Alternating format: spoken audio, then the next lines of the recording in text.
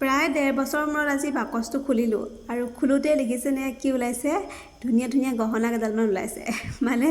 মই যিহেতু বাহিৰলৈ গুচি গৈছিলোঁ কাম কৰিবলৈ আৰু তেতিয়াই মানে কি হৈছিলে মই গোটেই বস্তুখিনি মানে বাকচটোৰ ভিতৰতে সোমাই থৈ গৈছিলোঁ মানে যি পাইছোঁ আৰু চব এনেকৈ ভৰাই থৈ গৈছিলোঁ কিন্তু মই নিজে নাজানিছিলোঁ যে এইখিনি ভাল হৈ থাকিবলৈ নাই তো আজি মানে ফাইনেলি মোৰ ওচৰলৈ মানে বাকচ আৰু মোৰ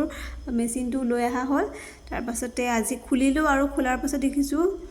বস্তুখিনি ভালেই হৈ আছে মানে সূতাখিনিও ঠিকে আছে যেহেতু এইখিনি মোৰ দহি গুঠা সূতা আছিলে মানে প্ৰতিটো ৰঙৰে আছে কিন্তু মই এটা বস্তু পাহৰি গ'লোঁ যে মই ইমানখিনি সূতা থৈ গৈছিলোঁ মোৰ মানে ভাবিছিলোঁ চাগে অকণ কিবা এটা আছে আৰু কিন্তু মই ইমানখিনি যে থৈ গৈছিলোঁ মই নিজে পাহৰি গ'লোঁ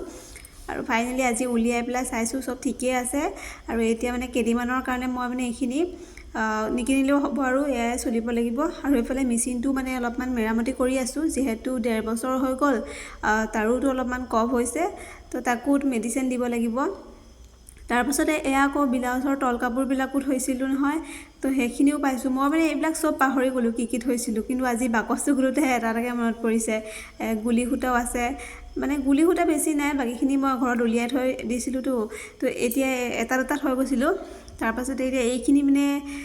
মৰম লাগিছে দেখি আৰু এইফালে পলিথিনতো কিবাকিবি অলপ সোমোৱাই থৈছোঁ তো দেখোঁতে মানে চাওঁতে দেখিলোঁ যে এইখিনি ধুনীয়া দেখোন পাইপিং অলপ আছে তো মনটো মানে সঁচাকৈ ভাল লাগি গৈছে আৰু এইখিনি মানে মই অনলাইনত অৰ্ডাৰ কৰি আনিছিলোঁ মানে হ'ল প্ৰায় 2.5 বছৰ মানে হ'ল চাগে মই বিয়া নোহোৱা আগতে মই এইখিনি বস্তু আনি থৈছিলোঁ আৰু ইয়াত চকডালো আছে